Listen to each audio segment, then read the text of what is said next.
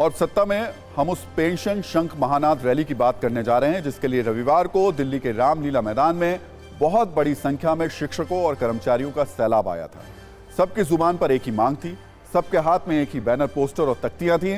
पुरानी pension scheme को केंद्र सरकार बहाल करे। ये वो मांग है जिसमें सत्ता की लड़ाई में विपक्ष को 2024 के लिए कई मौके नजर आ रहे हैं। इसलिए आज हम आपको इस पेंशन शंखनाद रैली के सियासी मायने भी समझाएंगे, लेकिन पहले हम आपको दिल्ली के रामलीला मैदान की कुछ तस्वीरें दिखाते हैं जहां से पुरानी पेंशन स्कीम के लिए आवाज बुलंद की गई। इस दौरान एक दिलचस्प नारा भी यहां लगाया गया, जो ओपीएस बहाल करेगा वही देश पर राज करेगा।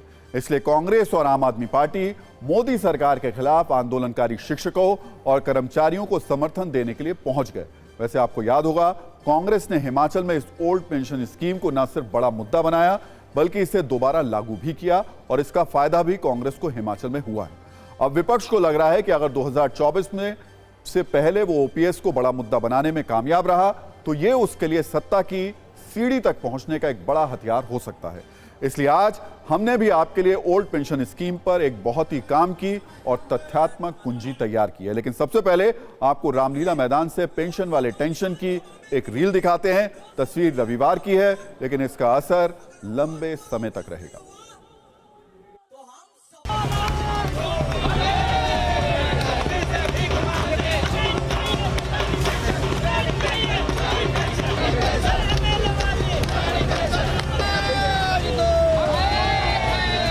पेंशन बिल्कुल मंजूर नहीं है किसी भी कीमत पर। हमें पुरानी पेंशन चाहिए। हम 30 साल सेवा में रहते हैं, सरकार की सेवा करते हैं, तब भी हमें पुरानी पेंशन नहीं दी जाती। नहीं अच्छी है तो भाई पहले तो ये जो सांसद हैं, विधायक हैं, ये अपने आप को पहले नई पेंशन में लेके आए। अगर एनपीएस ठीक है तो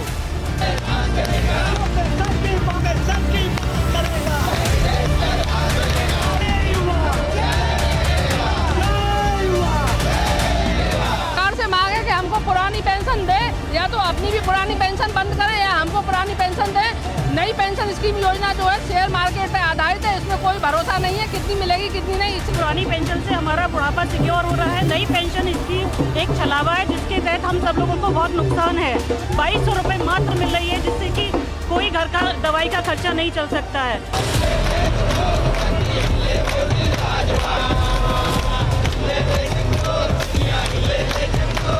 वही पैसा चाहिए जो हमारा है। हम सुरक्षित रहना चाहते हैं, हमारी इनकम लोअर जितने भी है उतना फिक्स रहे, हम अपने काम को, अपने बुढ़ापे को सम्मान के साथ जी सके।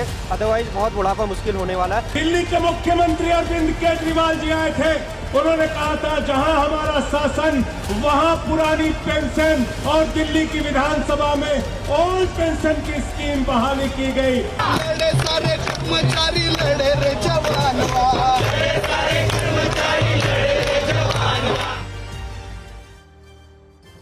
तो बड़ी संख्या में यह मांग उठाई जा रही है कि उस ओल्ड पेंशन स्कीम को केंद्र सरकार दोबारा लागू करे, जिसे बीजेपी सरकार के दौरान ही वर्ष 2003 में बंद कर दिया गया था और उसके बदले में वर्ष 2004 में नेशनल पेंशन सिस्टम को लागू किया गया था। लेकिन सवाल ये कि आखिर इन दोनों में अंतर क्या है और कर्मचारियों को फायदा किसमें है, इस पर सत्ता की पहली कुंजी अब खोलते हैं।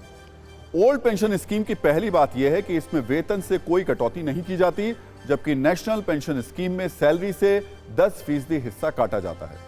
ओल्ड पेंशन स्कीम में रिटायरमेंट के बाद जो भी आखिरी वेतन होता है उसका 50% हिस्सा पेंशन के तौर पर मिलता था। लेकिन एनपीएस में पेंशन की रकम तय नहीं होती है और इसकी वजह यह है कि ओपीएस में जो पेंशन मिलती थी वो सरकारी खजाने से दी जाती थी, जबकि नेशनल पेंशन स्कीम में पेंशन का जो हिस्सा है वो शेयर बाजार पर निर्भर करता है। ओपीएस में जीपीएफ की सुविधा भी मिलती थी, लेकिन नेशनल पेंशन सिस्टम में जीपीएफ की भी कोई सुविधा नहीं है। इसके अलावा ओल्ड पेंशन स्कीम में रिटायरमेंट के बाद भी अगर महंगाई भत्ता बढ़ता है तो इसका फायदा रिटायर्ड कर्मचारियों को भी मिलता था, लेकिन नेशनल पेंशन सिस्टम में ऐसा कोई भी सिस्टम नहीं है। कांग्रेस ओल्ड पेंशन स्कीम का समर्थन करती है और ऐसे कई कांग्रेस शासित राज्य हैं जहां अपनी सरकार बनने के बाद कांग्रेस ने इसे दोबारा बहाल भी किया है। यह कदम उठाने वाला राजस्थान पहला राज्य था। इसके अलावा छत्तीसगढ़ में भी ओल्ड पेंशन स्कीम लागू है। हिमाचल प्रदेश में चुनाव जीतने के बाद कांग्रेस सरकार ने इसे लागू किया है। इसके अलावा झारखंड भी एक ऐसा राज्य है जहां ओल्ड पेंशन स्कीम बहाल की गई। हालांकि केंद्र सरकार फिलहाल तो जल्द पुरानी पेंशन योजना बहाल करने के मूड में नहीं है, लेकिन कई अहम संस्थान ओल्ड पेंशन स्कीम को लेकर अपना रेड सिग्नल दिखाते रहे। जैसे नीति आयोग का कहना है कि अगर पुरानी पेंशन स्कीम को लागू किया गया तो इससे टैक्स पेयर्स पर बोझ बढ़ जाएगा। वित्त आयोग का मानना है कि ओल्ड पेंशन स्कीम अर्थव्यवस्था के लिए खतरनाक है, जबकि रिजर्व बैंक ऑफ इंडिया का कहना है कि इसके दोबारा लागू होने से राजकोषीय संसाधनों पर दबाव बढ़ जाएगा। पेंशन का खर्च करीब 4.5 गुना बढ़ जाएगा।